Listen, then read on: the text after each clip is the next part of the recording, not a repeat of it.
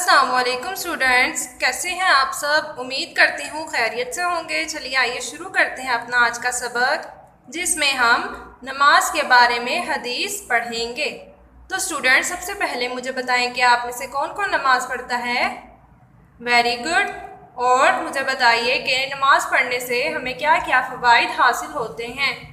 जी, सबसे बड़ा फ़ायदा ये है कि हमें बहुत ज़्यादा सवाब मिलता है और अल्लाह ताला हमसे खुश हो जाते हैं और जन्नत में दाखिल करते हैं। तो चलिए आइए शुरू करते हैं अपना आज का सबक। तो पढ़ते हैं हदीस, जो कि है नमाज के बारे में। हमारे प्यारे नबी हज़रत मोहम्मद सल्लल्लाहु अलैहि वसल्लम ने फरमाया, जो 2 ठंडी नमाजें पढ़ता है वो जन्नत में दाखिल होगा। दोबारा दोहराएंगे, जो 2 ठंडी नमाजें पढ़ता है वो जन्नत में दाखिल होगा।